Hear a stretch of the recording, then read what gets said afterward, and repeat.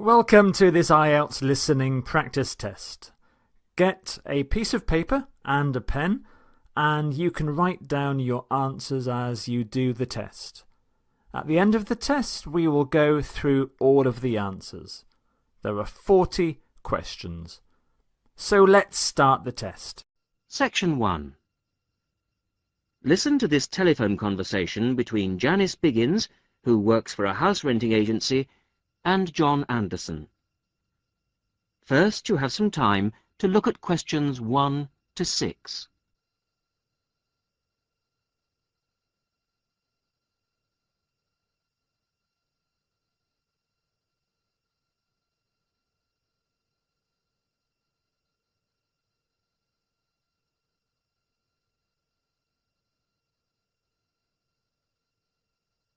You will see that there is an example which has been done for you.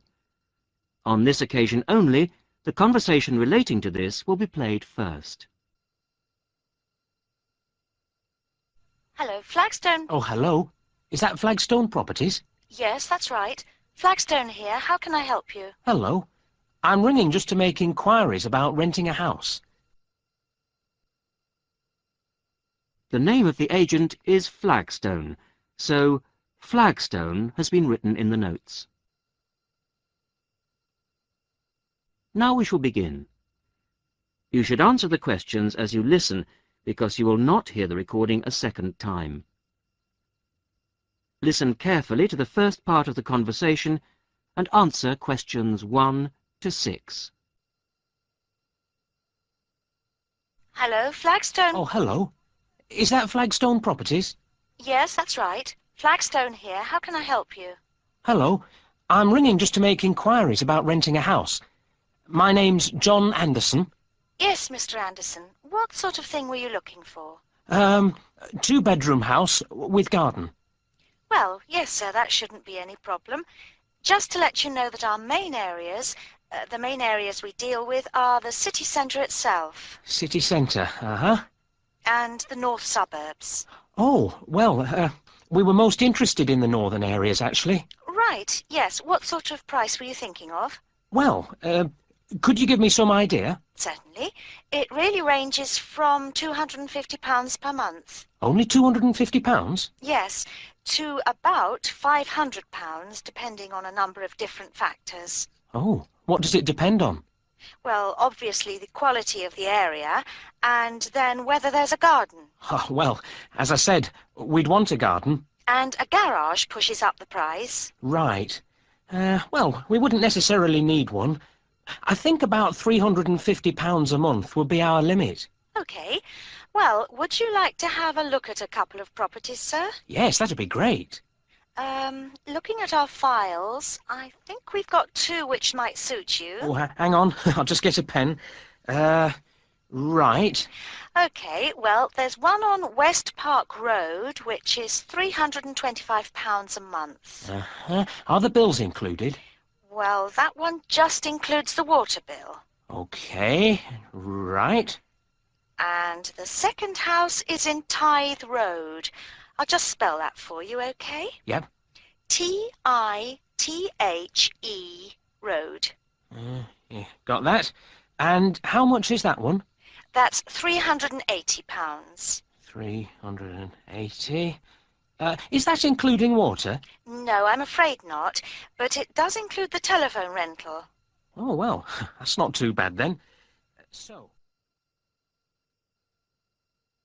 Before you hear the rest of the conversation, you have some time to look at questions 7 to 10.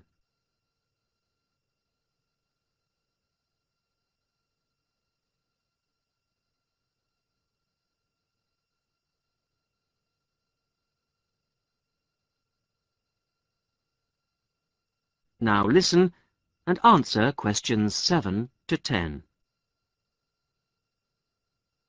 So when would you be available to see them? Well, I'll be in town next week, say Thursday. No, I'm sorry, we don't have any availability for Thursday. How about Wednesday afternoon? OK. That's fine. Would 5 be OK? Yes, fine. 5 o'clock it is. Just come to the Flagstone offices. Oh, before I forget, What sort of things do I need to get done, to rent with you? Well, the most important thing is a letter from your bank. No problem. And then a reference letter from your employer. Yes, that's okay. Great. And then we would need you to give 2 weeks' notice of moving in. Right, 2 weeks' notice. And what about a deposit? That's 1 month's rent, whatever the amount is. Okay, 1 month. Is that it? No, sorry, one more. You will have to pay for the contract. Oh, yes, I'd forgotten about that. Okay, fine. So I'll start arranging those, and I'll see you next week. Yes. Thanks very much. Bye. Goodbye.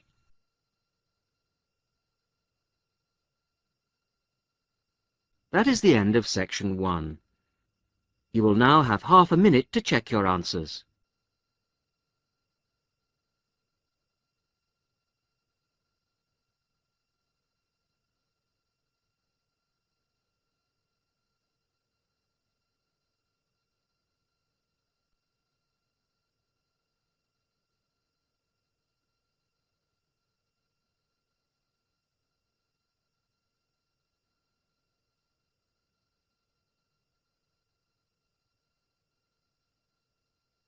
Now turn to section 2.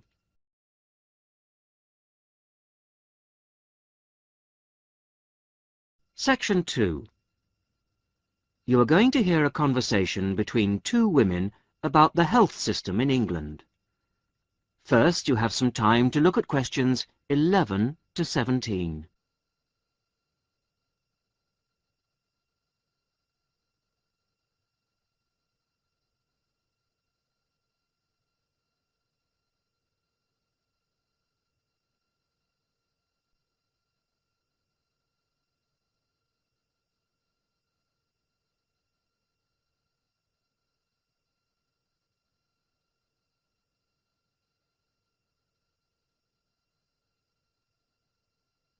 Now listen to the first part of the conversation and answer questions 11 to 17. Hello, Mrs. Sutton. Come in. How are you settling in next door? Have all your things from Canada arrived yet? I thought I saw a removals van outside your house yesterday afternoon. Yes, they came yesterday. We spent all day yesterday arranging them. It's beginning to feel a bit more like home now. Oh, that's good. Look, come in and sit down. Are you all right? You look a bit worried. Well, I am a bit. I'm sorry to bother you so early, Mrs. Smith, but I wonder if you could help me. Could you tell me how I can get hold of a doctor? Our daughter, Anna, isn't very well this morning, and I may have to call somebody out. She keeps being sick, and I am beginning to get a bit worried. I just don't know how the health system works here in England. All I know is that it's very different from ours back in Canada. Well, I don't know really where to start. Let me think. Well, the first thing you have to do is find a family doctor. Mm-hmm. Sometimes we call them general practitioners as well. Right. And register with him or her. If you live here, you've got to be on a doctor's list. If you're not, things can be a bit difficult. Oh. Nobody will come out to you if you're not registered. Anyway, they work in things called practices. Uh-huh. Sort of small groups of family doctors all working together in the same buildings. Now, what you've got to do this morning is register with one of them. Ah. There are 2 practices near here, so we're quite well off for doctors in this part of Manchester.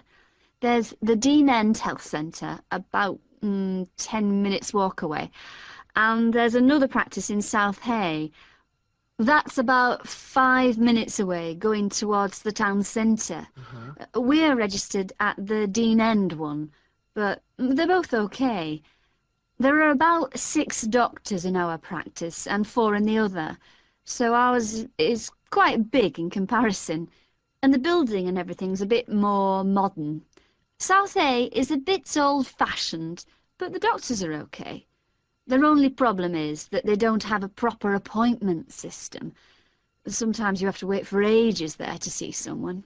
Anyway, you go to the receptionist in whichever health centre and ask her to register you with a doctor there. You have to fill in a form, but it doesn't take long. Ours is called Dr. Jones, and we've been going to him for years, ever since we moved here 15 years ago. I wouldn't say he's brilliant, but I suppose he's all right, really. We're used to him now. They say he's very good with elderly people, but he does tend to get a bit impatient with children. Listen, the one who's supposed to be really good with small children is Dr. Shaw. I've heard lots of people say that. She's young and she's got small children of her own, so you could try registering with her. And if her list's full, I heard somebody say the other day that there's a really nice young doctor at South Hay, a Dr. Williams. He holds special clinics for people with back trouble, but that's not really your problem, is it? Now you have some time to look at questions 18 to 20.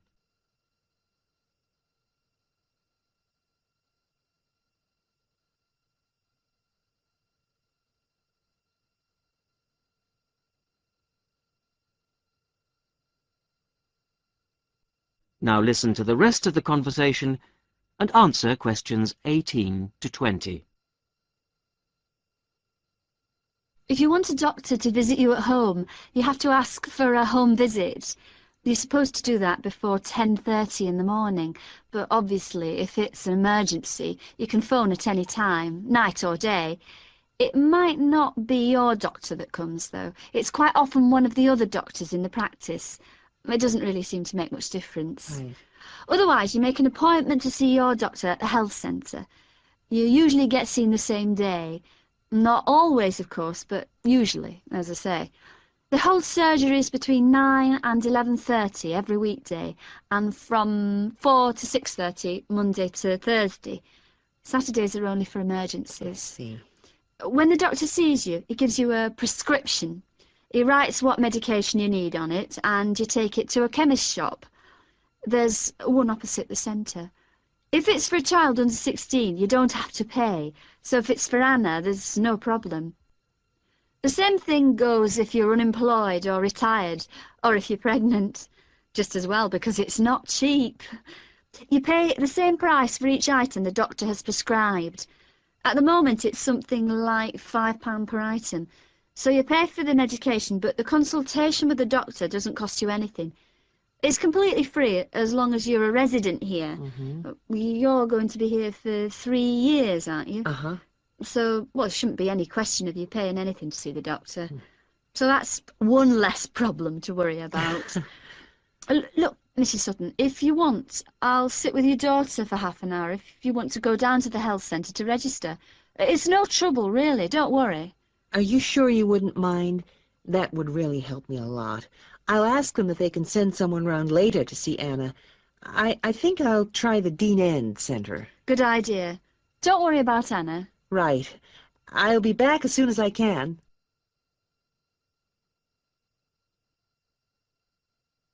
That is the end of section 2.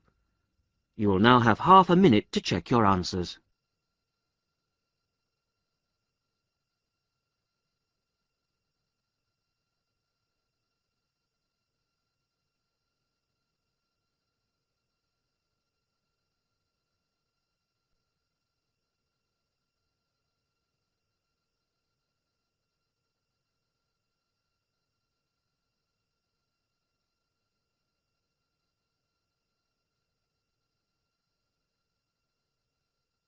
Now turn to section 3.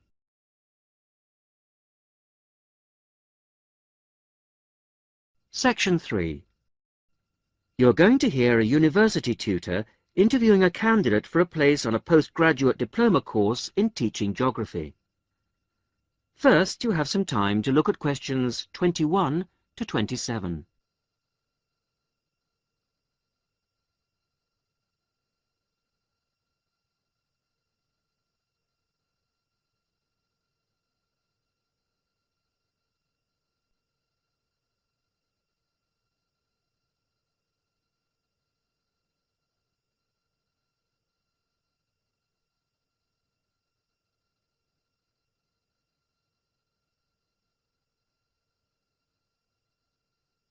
Now listen carefully to the first part of the interview and answer questions 21 to 27. Hello. Jonathan Briggs, isn't it? Yes, that's right.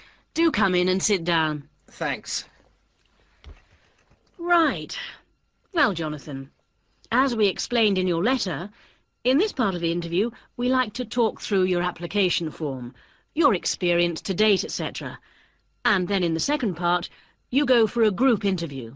Group interview. Yes, I understand. So, your first degree was in economics? Yes, but I also did politics as a major strand. And you graduated in 1989. And I see you've been doing some teaching. Yes, I worked as a volunteer teacher in West Africa. I was there for almost 3 years in total, from 1990 to 1992. How interesting. What organisation was that with?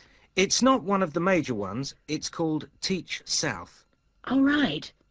Yes, I have heard of it. It operates in several African countries, doesn't it? And what kind of school was it? A rural cooperative. Oh, a rural cooperative. How interesting. And what did you teach? A variety of things in different years. I did, with forms 1 to 3, mainly geography, and some English with form 5. Then, in my final year, I took on some agricultural science with the top year. That's form 6. Right. Quite a variety, then. I also ran the school farm. How interesting. Before the interview continues, you have some time to look at questions 28 to 30.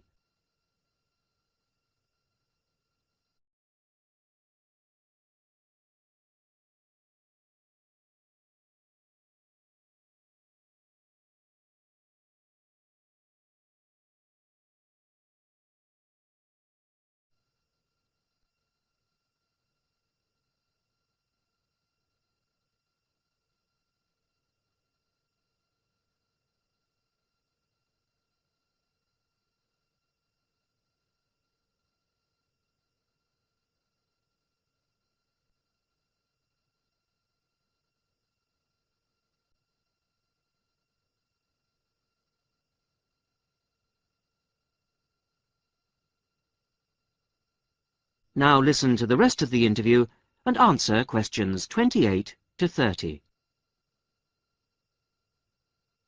And how did you find the whole experience? I'll be honest with you. At the end of the first year, I really wanted to leave and come home.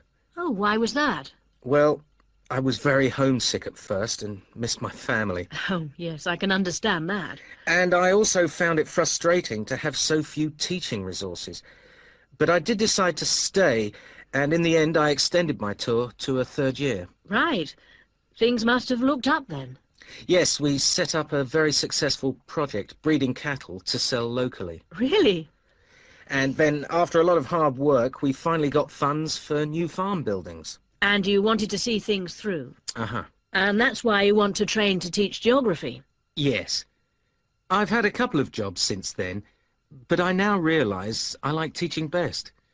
And I chose geography because it's my favourite subject. And also because I think it has so many useful applications. Well, you certainly have had some interesting work experience. I'll ask you now to go on to the next stage of the interview.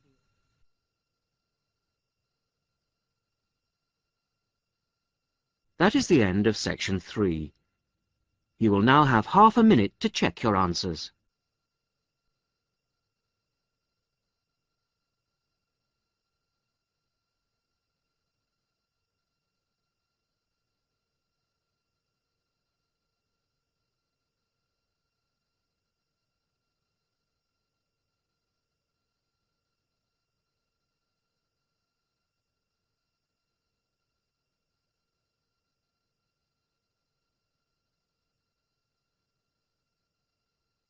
Now turn to section 4.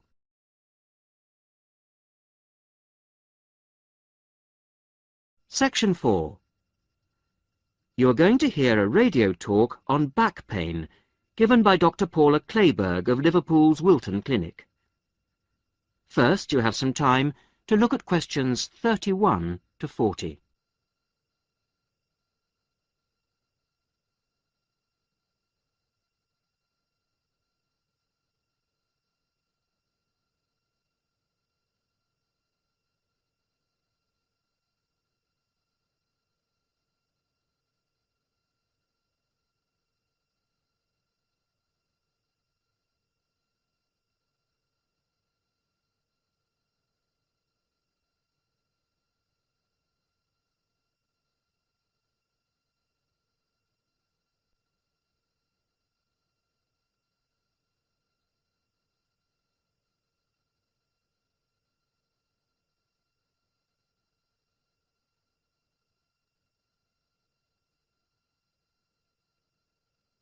Now listen carefully to the talk and answer questions 31 to 40.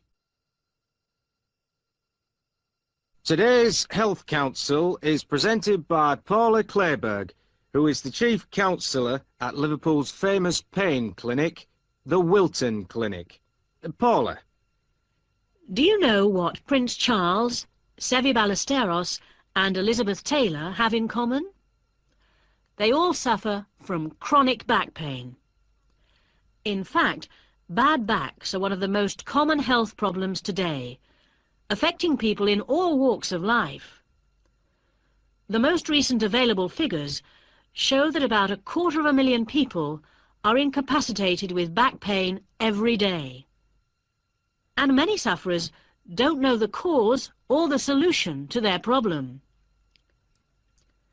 The majority of our patients at the clinic tend to be women. They are especially vulnerable because of pregnancy, but also because of osteoporosis, which I personally believe to be the major cause of problems for women. I have many women patients who say they have completely given up exercise because the pain makes them so miserable. But of course, that starts up a vicious circle. Bed rest, giving up exercise, and painkillers are traditional responses to back pain. But although there are many excellent drugs on the market, at our clinic we're beginning to realize the unique benefits of relaxation therapy. Other specialists in the field make a strong case for certain types of exercise, but in our experience they are easily mishandled and can lead to more harm than good. Now let's look at some of the reasons why back pain is developing into such a unique menace. In general, the body is pretty good at self-repair.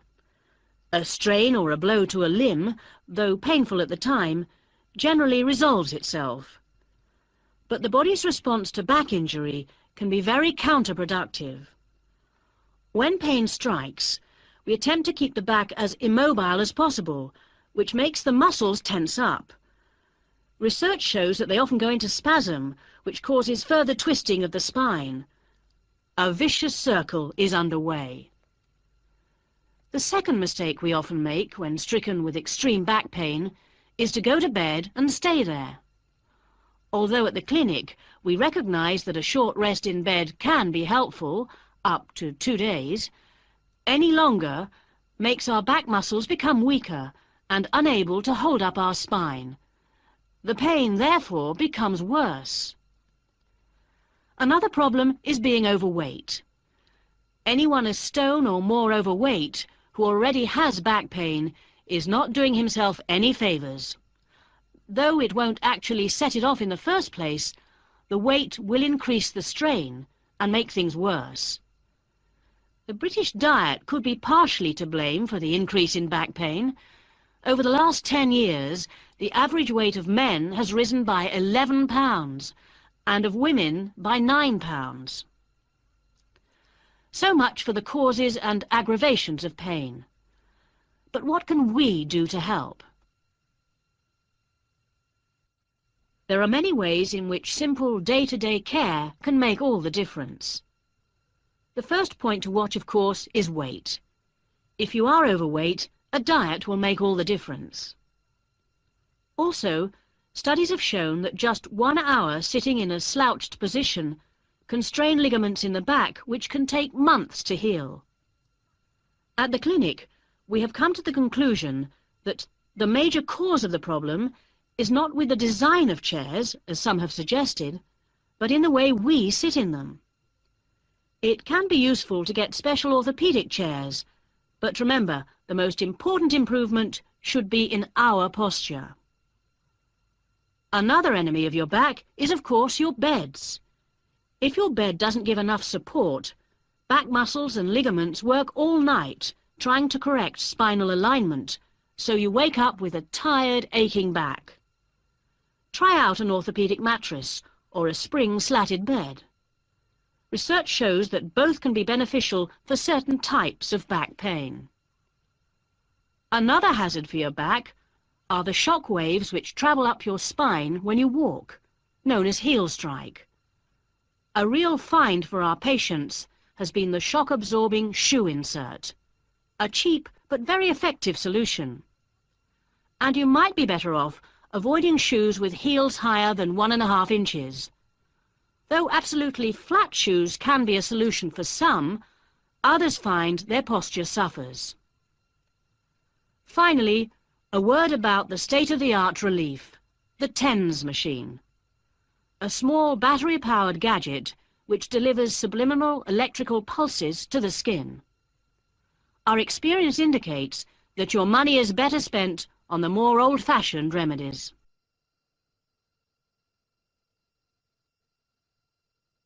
That is the end of section 4.